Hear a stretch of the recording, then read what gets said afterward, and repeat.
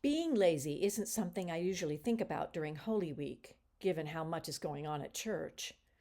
Assembling meals for those in need and Palm Sunday this past weekend, Tuesday evening music rehearsal, Maundy Thursday service, Good Friday, and Resurrection Sunday, including the Easter breakfast potluck. And less than 2 weeks later, the women's spring retreat. Phew! But asking myself about becoming lazy is exactly what I need to think about. And now.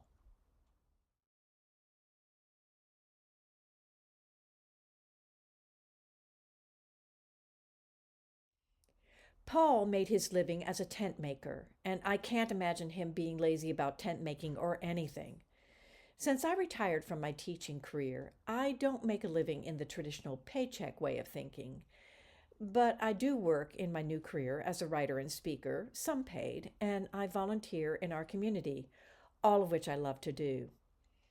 What I need to watch out for is becoming lazy about ordinary work, house and yard chores, tending dogs, cooking, laundry, and so forth.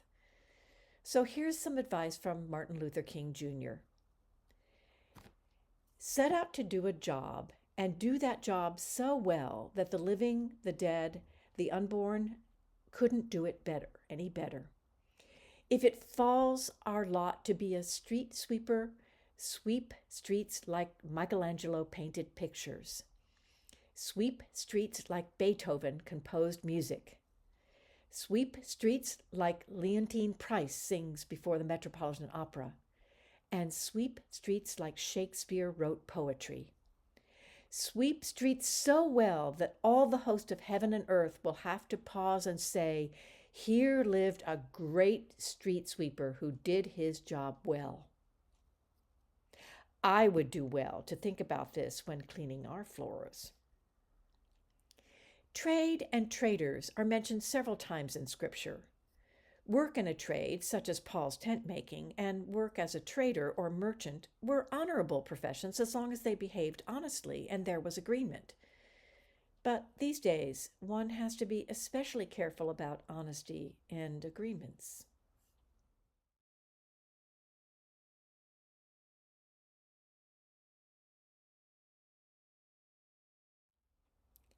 This verse seems similar to the anti-lazy exhortation above. Yes, work hard, but even more, be wise. Proverbs is about wisdom, and these days with AI and scammers, I need all the wisdom I can get. Here's an example. Last week, I received a personal email directed from the contact form on my website saying this: I went through Wisdom Builds Her House, and what stands out immediately is how layered and intimate it is. The discovery of Gretchen's journal and the way it mirrors your own life creates this haunting sense of connection that pulls the reader deeper with every page. And that's where this book becomes unforgettable. Because this isn't just a memoir, it's an uncovering. The kind that forces reflection, brings buried emotions to the surface, and asks difficult questions about trauma, identity, and faith. Readers don't just observe your journey, they begin to examine their own. She went on to say that my book isn't getting the attention she thinks it deserves, and asked me if I would be open to connecting with readers. Not knowing what to think, maybe an invitation to her book club, I answered. And that's when I discovered that she is maybe working with a person on Fever, a platform for freelancers, and for $75 she would help me position my book. How often have I gotten into a situation and asked, "Why didn't someone tell me?" Well, because I didn't ask. Time to bring in the helpers, my fellow memoir and platform building writers. Should I be wary? I asked in my online cross post. Yes, my colleagues said. It's a scam, and here's why. Many writers get solicited, and often. Anyone who reaches out to you via email is likely a scammer. No one who actually has experience in publicity marketing or SEO, that's search engine optimization, is going to do anything for $75. As always, you get what you pay for, and Fever's low costs probably mean poor or amateurish quality. People shouldn't be reaching out to clients outside the platform. Be prepared to get more elaborate emails describing how wonderful your book is, but it isn't reaching the wide audience it deserves, so this person's services will enable to do that. They use AIs that praise your work so eloquently that it's hard not to believe them, but they all sound the same. And indeed, the specific information the scammer used about my book is available through Amazon reviews. I must not ever be lazy about deceptions, especially those using flattery and promises, and I must always seek help. Here's the link to Jane Friedman's free session on spotting scams. Jane is a longtime, trustworthy straight talker for writers and marketing.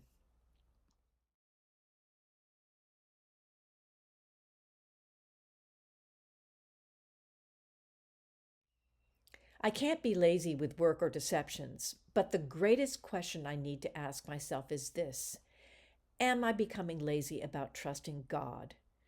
This story from Work and the Workers in Front of the Pulpit by Matt Rustin, published in the spring 2026 issue of Common Good.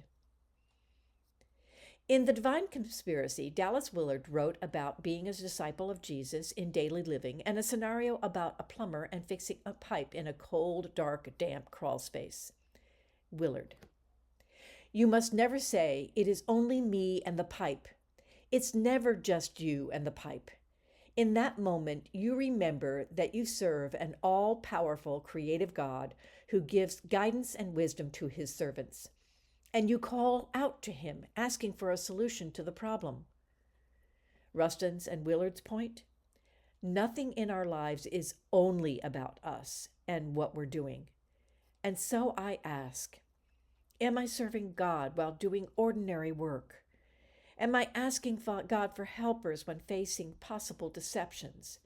Am I reading his word and keeping my zeal and spiritual fervor this week and every day of my life? Or am I becoming lazy, trying to do it on my own? Questions to ponder.